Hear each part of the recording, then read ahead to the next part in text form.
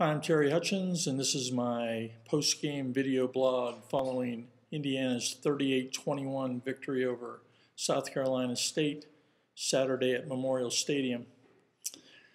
Three things jump out at you on this game. Number one, the first thing is obviously the penalties, and it was a crazy day for penalties for Indiana.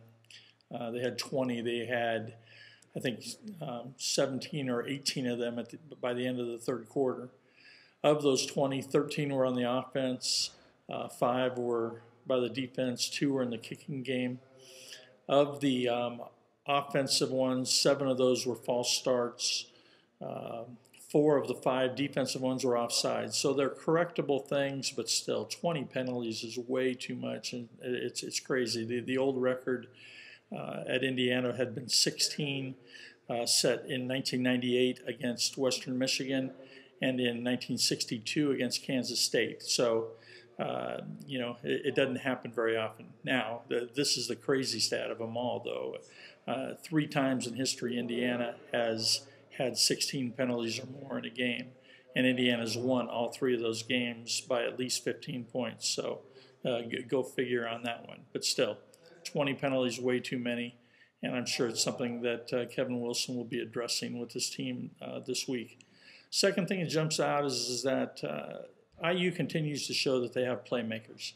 Deweese Wilson started his first game after missing missed the first game injury-wise, played in the second game, but came back and actually started today. Had 6 catches for 101 yards, scored a touchdown, 30-yard pass in the first quarter. A nice catch in the back of the end zone. He had a 46-yard reception that set up the second score.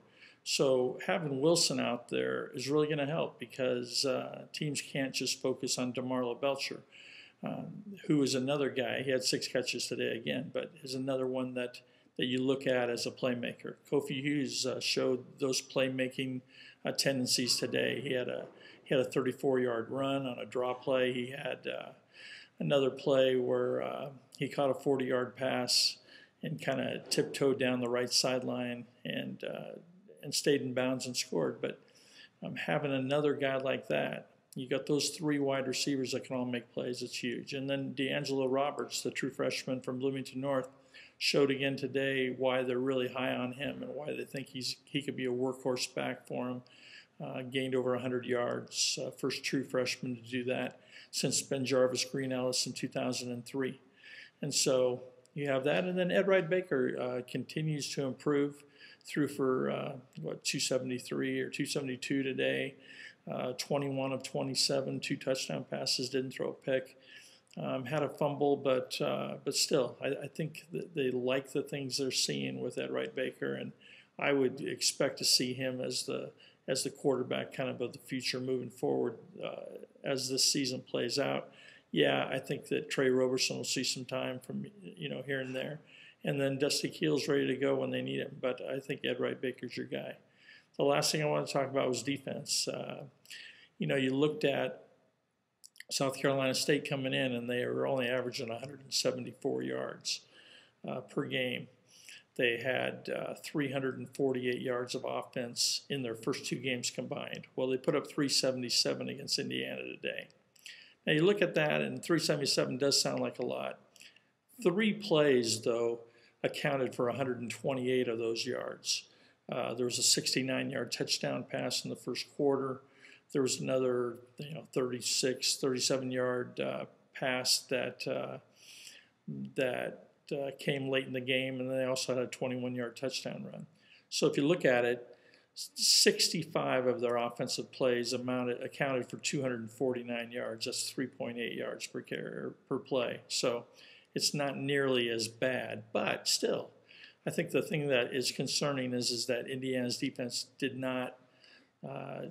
just didn't seem like they had a lot of life in the fourth quarter, and they seemed slow, and South Carolina State was jumping around and excited, and Indiana wasn't. And I think that is something to be concerned about. And I'm sure it's something that Doug Mallory and his staff on the defensive side of the ball will address this week. That's my post-game video blog following Indiana-South Carolina State. For all your IU needs, check out my work at indystar.com. You can follow me on Twitter at indystar_Hutch. And then finally, just a reminder, I'm going to be holding a live chat on Monday night from 6 to 8, talking all things IU football and basketball. But again, thank you for watching, and we'll do this again next week.